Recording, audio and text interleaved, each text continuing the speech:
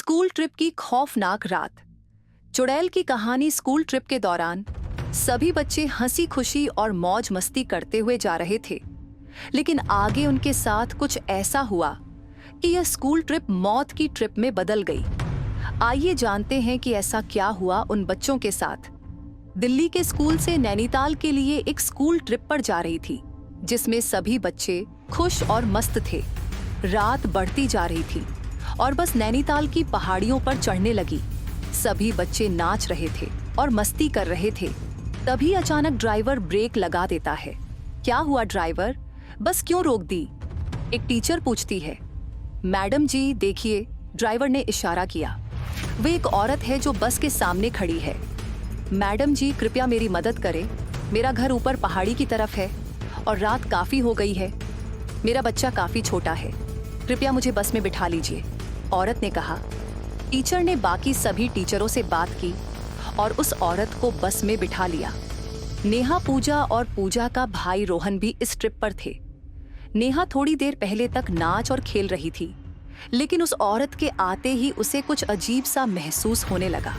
उसने इस पर ज्यादा ध्यान नहीं दिया और फिर से खेलने लग गई। तभी बस को एक झटका लगता है।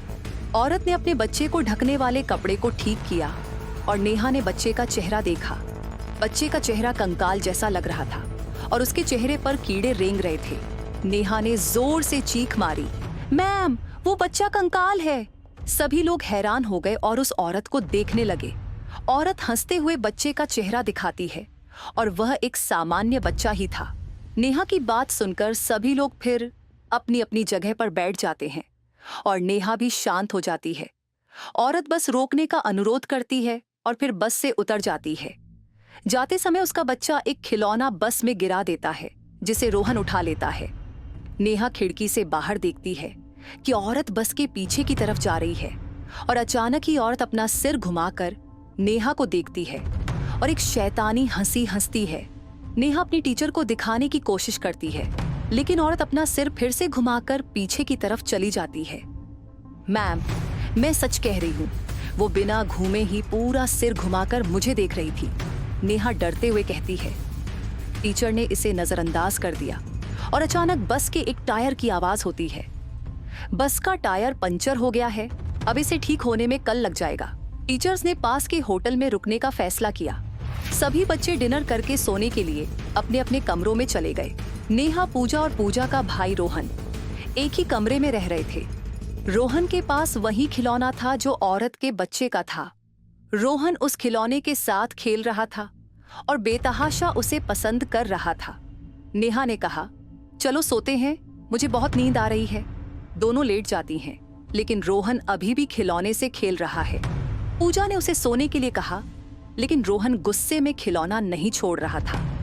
अचानक कमरे की लाइट बंद हो जाती है और चारों ओर अंधेरा हो जाता है। लगता है लाइट चली गई है, नेहा कहती है। पूजा ने टॉर्च ऑन की ओर देखा कि नेहा बिस्तर पर लेटी हुई थी। पूजा ने रोहन को देखने की कोशिश की, लेकिन वह कमरे में नहीं था। दोनों ने खिड़की से बाहर देखा और पाया कि रोहन खिड़की से कूद रहा था। रोहन इधर आओ, वरना टीचर से बहुत डांट पड़ेगी, दोनों चिल्लाई। लेकिन रोहन कहीं नजर नहीं आ रहा था। उन्होंने जंगल की ओर दौड़ लगाई और देखा कि रोहन की आवाज एक गड्ढे से आ रही है। गड्ढे के पास जाकर देखा कि वही खिलौना पड़ा हुआ था और उससे आवाज आ रही थी, दीदी बचाओ मुझे। ये वही खिलौना है जो उस औरत के बच्चे के पास था, लेकिन रोहन की आवाज कैसे आ रही है? पूजा ने सवाल किया। तभी खिलौना गड्ढे से गायब हो जाता है और दोनों डर के मारे भाग जाती हैं। वह एक वीरान घर के पास पहुंचती है और मदद मांगने के लिए अंदर जाती है। घर के भीतर वही औरत निकलती है। क्या मदद चाहिए बच्चों? हमारे भाई रोहन जंगल में खो गया है, उसे ढूंढने में मदद चाहिए, नेहा कहती है। औरत ने बच्चे की ओर इशारा किया और नेहा की नजर बच्चे के हाथ पर गई, जिसमें एक और खिलौना था। ये देखकर नेहा ने बच्चे से खिलौना छीन लिया और पूछा, ये तुमने क्या किया? वापस दो, ये मेरे बेटे का है, तुम्हें इसकी सजा मिलेगी, औरत बोली। नेहा ने देखा कि बच्चा रोहन है, जिसकी आंखें लाल हो चुकी थीं। नेहा ने खिलौना बाहर फेंक दिया और रोहन घर से बाहर चला गया। औरत ने तुरंत चुड़ैल में बदलकर हवा में उड़ते हुए दोनों के पीछे पड़ गई।